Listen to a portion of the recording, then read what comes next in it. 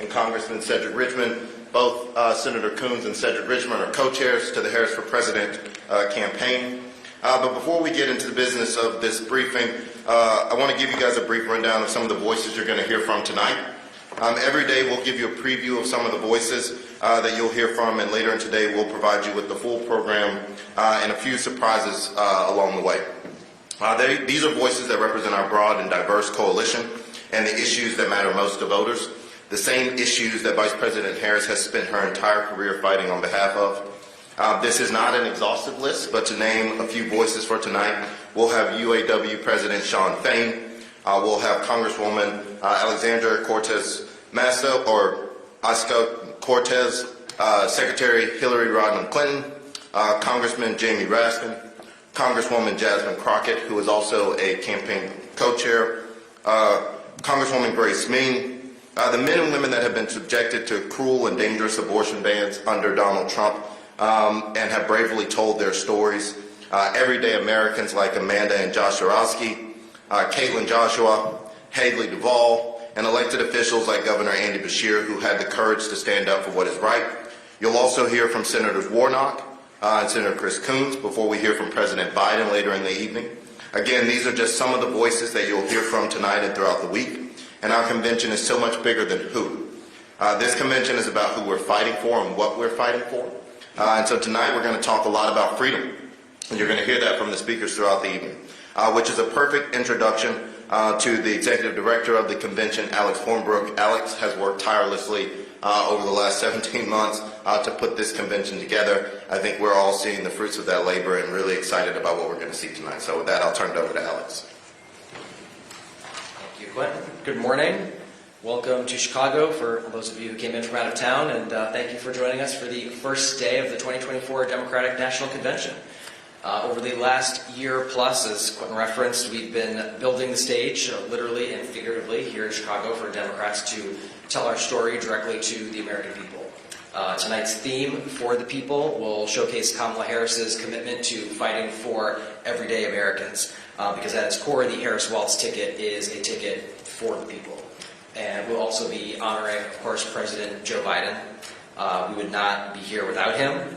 His historic record of accomplishment with Vice President Harris by his side is unmatched by any presidential administration in modern history, and it's going to be our honor to spotlight and showcase the the accomplishments of the Biden-Harris administration, as well as the bold vision for the future that Kamala Harris, Tim Walz, and Democrats up and down the ticket will be fighting for this November.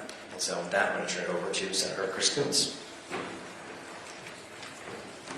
When we gathered for our last convention 4 years ago, it was virtual because we were in the middle of a terrible pandemic caused by the mishandling of the previous president. We were in the middle of an economic crisis caused by that badly mishandled pandemic. And then just 2 weeks before Vice President Harris and President Biden were sworn in, there was an assault on our democracy at the Capitol. So it's important to look back for a moment and realize that when Joe Biden and Kamala Harris came into office, they inherited one of the worst possible situations: public health, economics, democracy. Joe Biden made it clear that he was running for president to restore the soul of our nation. And tonight, 4 years later, it's worth our taking a few minutes to reflect on just how much progress Joe Biden and Kamala Harris made. As someone who spent 36 years in the United States Senate, Joe Biden understood how to build coalitions, how to work across the aisle, how to deliver for the American people. And he and his trusted Vice President, Kamala Harris, got passed, and he signed into law, more consequential legislation than any president in my lifetime. I could take 10, maybe 20, maybe 30 minutes and go over the whole list, but rebuilding bridges and broadband, restoring manufacturing, showing our competitors around the world that our democracy can work, passing the most consequential legislation about gun violence, about community mental health, about investing in our veterans, and in reducing prescription drug prices. Just this past week, there was a great event where Joe and Kamala announced the specific reductions. I don't know if you watch the evening news, I do.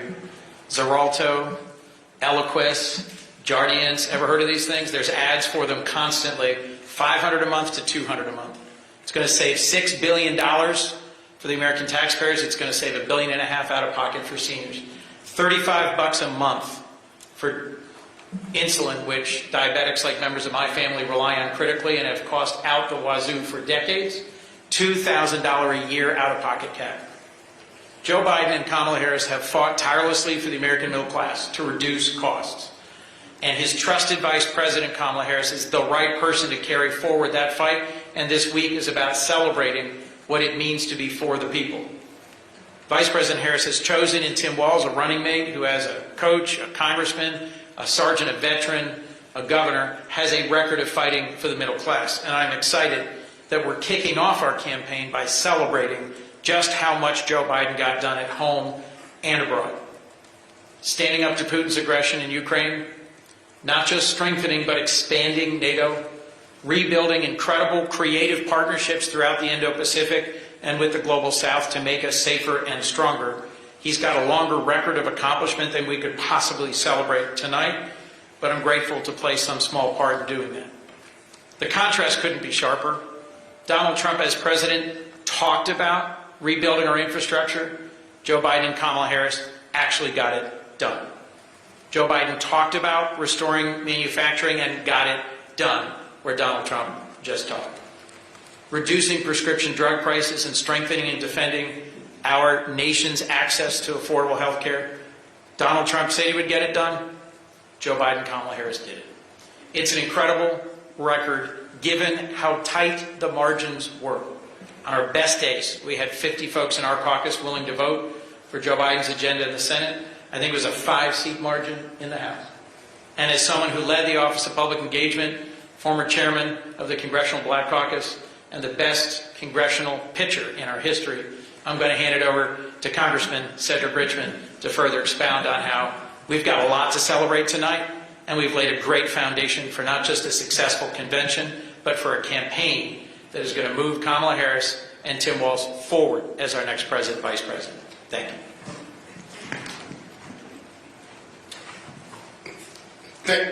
Thank you, Senator. I'm actually trying to stay on script, but like the Senator said, there's so much we could talk about. There's so many accomplishments we could talk about in the Biden-Harris administration.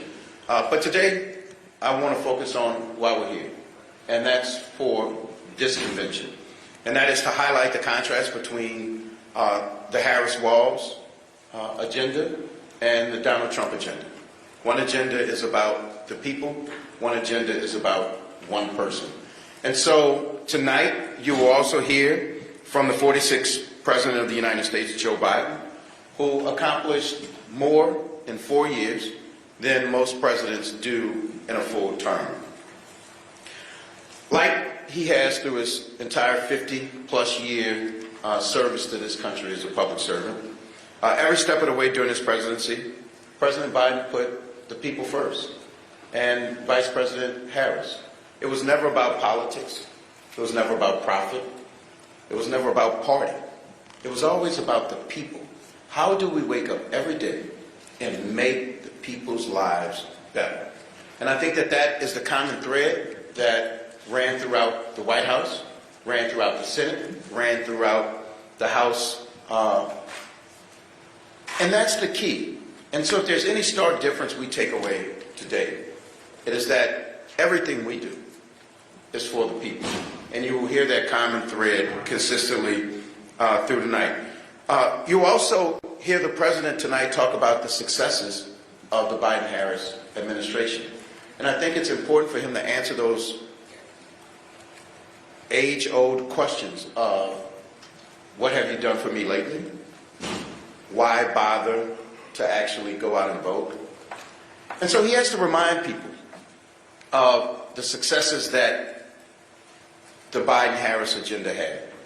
The fact that so many people came out in historic numbers the last election and put them in the office.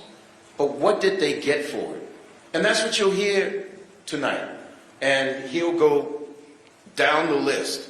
And I think you will see a very proud president that throughout his entire career has always made sure that he was thinking about the people. And we're excited about that. The last thing I'll say about the president and what he'll say tonight and what he will show tonight is one of my favorite quotes about politics. Politicians worry about the next election. Statesmen worry about the next generation. And it was a statesman who came off the sideline 4 years ago to be the worst president in the history of the United States, a person who posed the biggest threat to the United States. And it was a statesman who passed and who will pass the baton on to Vice President Kamala Harris to continue to put this country first. And so here in Chicago, we're united. We're ready to answer the divisive, backwards vision of Donald Trump with a positive, joyful vision for the future. Now, Vice President Harris, Tim Walz stands ready to carry the torch forward as we look toward the future and fight against those who would divide us and drag us into the past. This is about tomorrow. This is about making sure that tomorrow is better than yesterday, and that all the tomorrows to come are better than the yesterdays that we've had.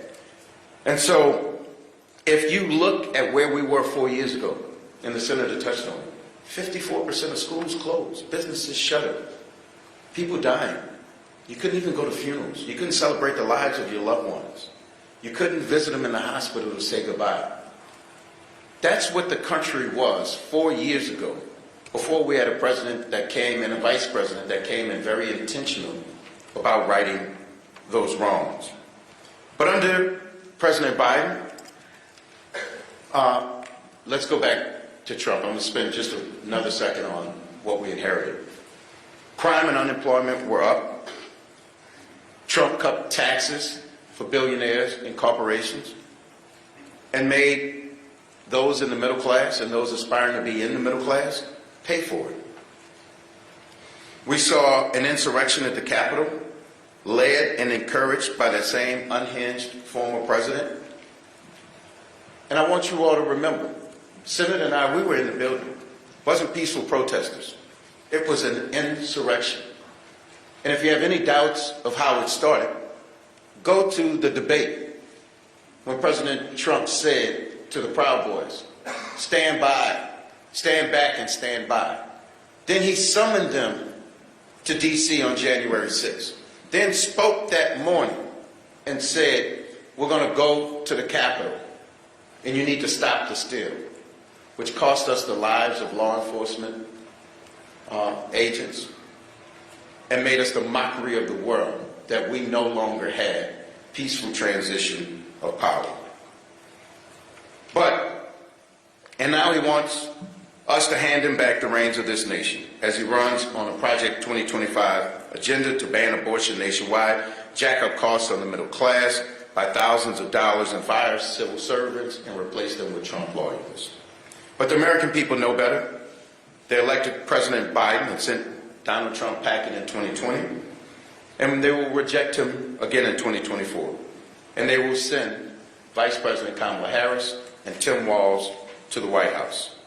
The American people want a leader who will bring us forward, not back, who will lead us into the future instead of trafficking in the politics of division.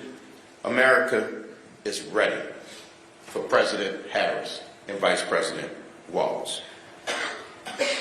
Joe Biden showed this country what real leadership looks like. It's about getting things done for the American people. Results, progress, doing the right thing simply because it's the right thing. And now Kamala Harris and Tim Walz have united our party around their vision to lead us into the future, into a bright future. I know Vice President Harris. I know when Joe Biden was choosing her to be his running mate. I've been by her side as she fought for the American people from the White House. I've had the honor of seeing her work up close. And what I've seen from her isn't just a candidate who's prepared to lead, but a candidate who's prepared to win. With Kamala Harris leading the ticket and Governor Walz as her running mate, they will do just that. They will win this election, but more important, they will bring this country together and bring us towards better days. With that, I will turn it over and we'll have a little Q&A. We do have a surprise, so we're going to welcome our convention chair, Leanne Moore.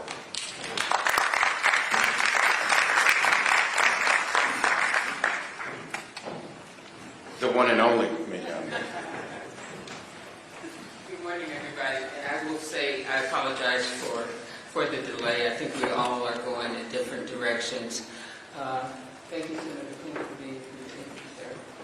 Thank you, Mr. Cedric. I was listening to Cedric behind the stage, and I said I was going to start off by saying I want to say everything that Cedric said, because he said it all. And I tell you, I can't think of a better partner to have had in this journey than Cedric, so thank you so much for all you're doing. Alex, of course, I'm sure everybody has heard from him this morning, but he has been the executive director, and we have pioneered this journey in many ways. I mean, we started out, as you know, with President Biden, who we all love, we all adore. We look forward to seeing him tonight. We are going to celebrate him, celebrate all the accomplishments that he has given us. So we thank you for being here to even just report on that. I am here to just welcome you to the convention, welcome you to all that we're going to be doing this week. It's going to be exciting. It is going to be, some of the kinks are still being worked out, so we hope that you will give us grace and patience, but we know that this is a good time for America. And as Cedric has already said, the contrast between the Democrats and the Republicans will be very stark, and you will hear from some incredible speakers this week. They will tell you their stories, but they're also going to tell you the story of the Harris-Walz new ticket. And they're going to be dynamic, they're going to talk about the future, but they're also going to build on what the Biden-Harris administration has already accomplished. I look forward to the week.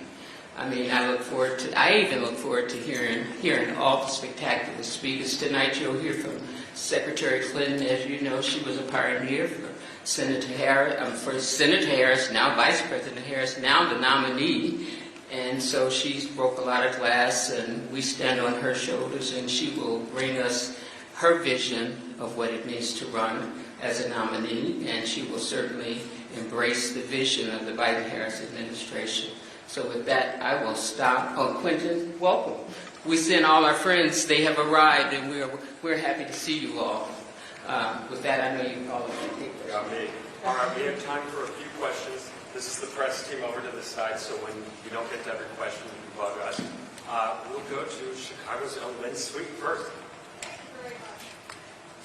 Thank you. Thank you. Good morning. Any of you, perhaps Mignon, could you please just let me do this quick.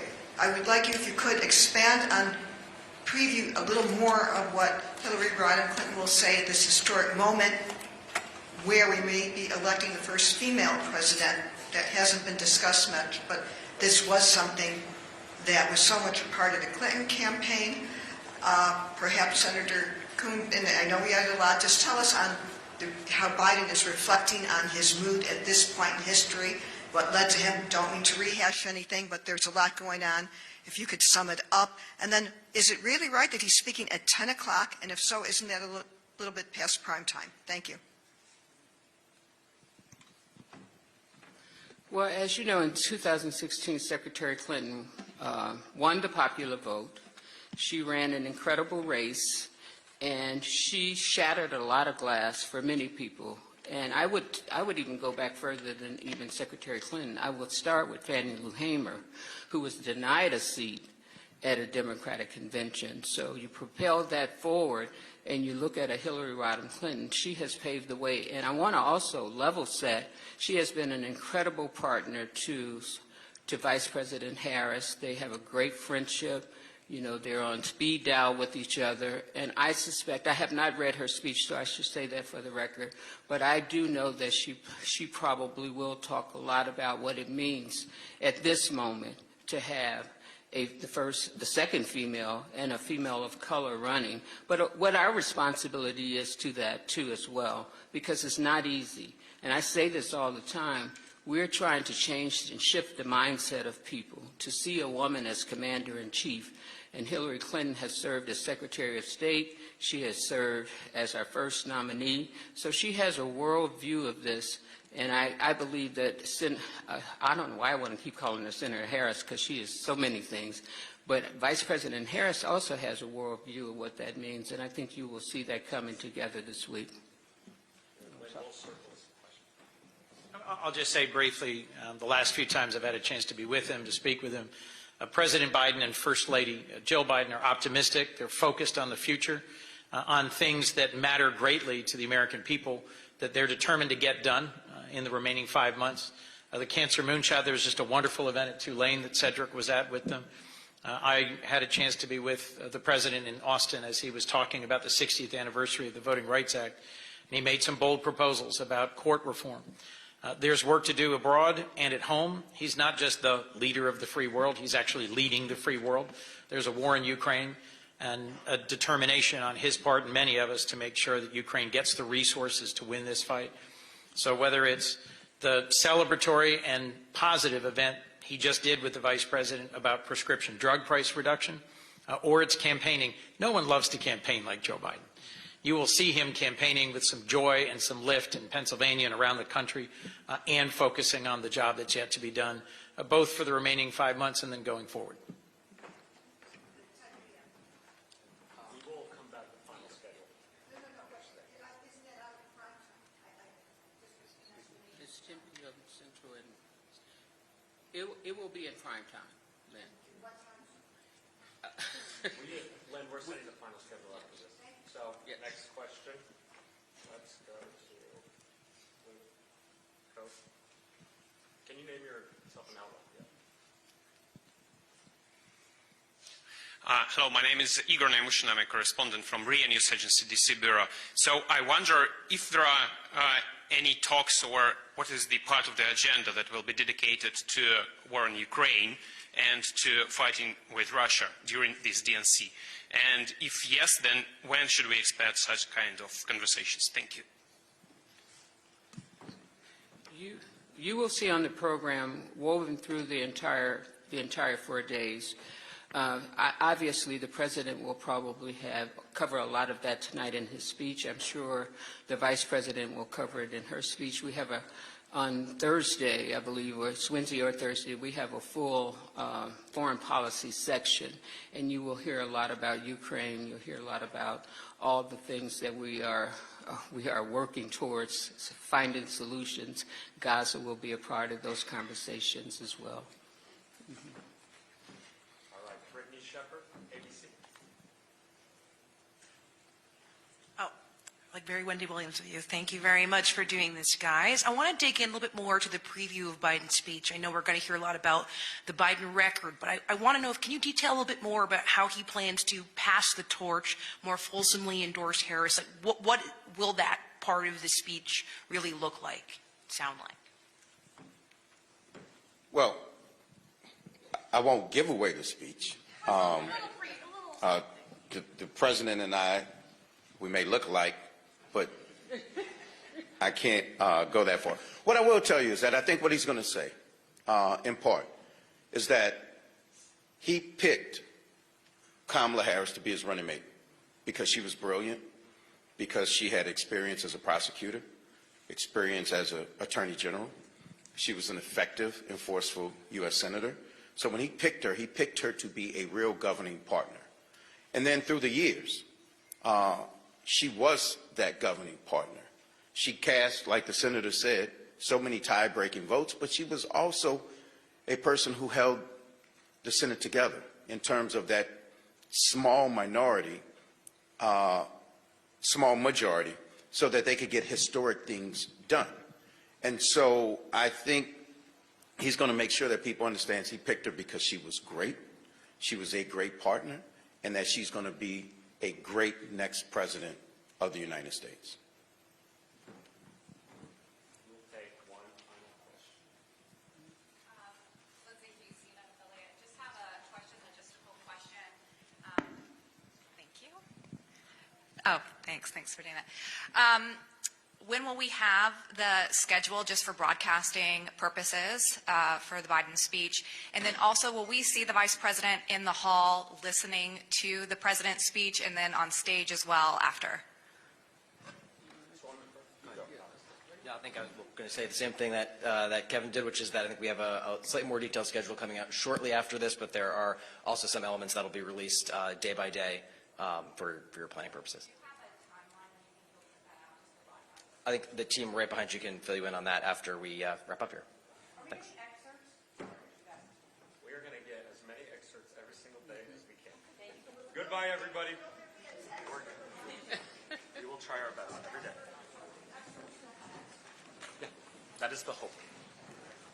Bye, guys.